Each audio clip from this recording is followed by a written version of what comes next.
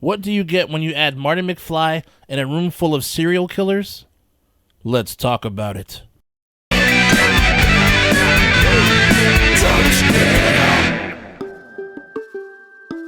Vicious Fun, directed by Cody Callahan. And the story goes like this. Joel, a 1980s film critic for a national horror magazine, finds himself unwittingly trapped in a self-help group for serial killers. With no choice, Joel attempts to blend in or risk becoming the next victim.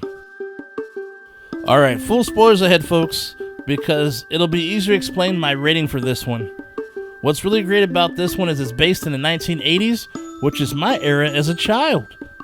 The film really got the essence of the decade correct. From the clothing, the cars, tape recorders, and not digital ones with actual little tapes in them. The music, payphones, and I'm talking about the payphones in those little mini closets that with the little windows almost. That's what I'm talking about. The young ones don't know anything about this, but those were the days. Okay, we have this guy named Joel who's a huge horror movie fan and works for a horror movie mag. Think Fangoria magazine for those who know what I'm talking about.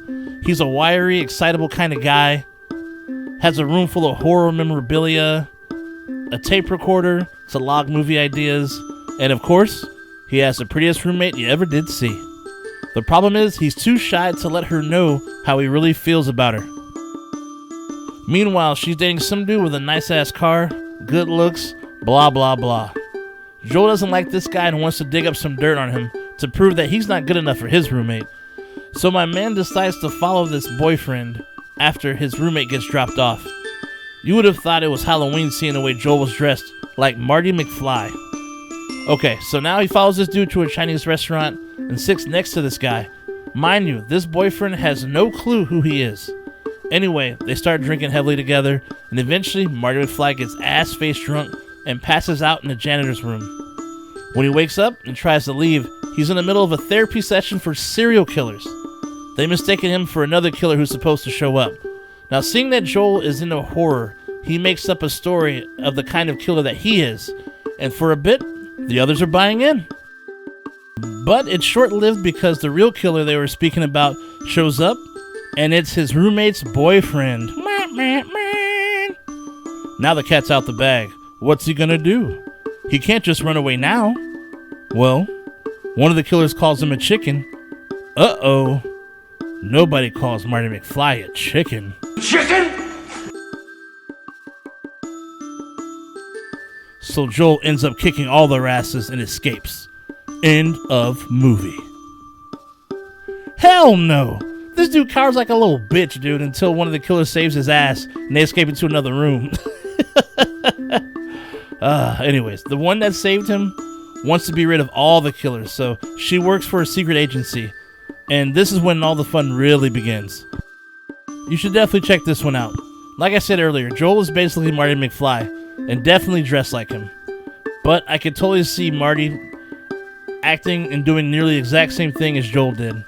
But first, let me get all the bad stuff out the way. The one big issue I have for sure is the sole reason Joel is in this situation is because of his roommate, whom he has a crush on, right? But in the end, he doesn't get the girl. What was the point of all this if he doesn't get the girl? They kind of just move on from that plot point for some reason. But, and then one last issue I have is the main killer in this one. He's supposed to be the badass of the badass, the best of the best. But he was just getting his ass waxed and just kicked every which way. And he didn't really pose much of a threat, nor felt like one. But I gotta admit, the kill scenes were definitely really good. The machete through the glass of the mask was the best kill to me, in my opinion. And each killer was pretty entertaining.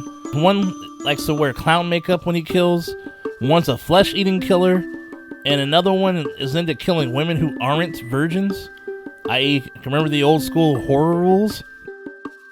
Some witty jokes, and an overall easy watch. Doesn't take itself too seriously. A good popcorn movie to watch with your homies. I give this a high 3 out of 5 severed fingers. A really good one watch for sure. Vicious Fun is available on Shudder. Anyhow, thanks for taking the time to watch my video. Please be sure to like and subscribe. because on the Don't Split Up channel, hell has never been so cool. Shay Nasty out. I'll see you soon. Would you steal a car? No. Would you steal a computer? No. Would you steal a purse? No. Would you steal a TV? No. Have you subscribed to the Don't Split Up channel yet? No. Viewing without subscribing is a dick move. Don't be a dick. Subscribe. Click and subscribe. It's free.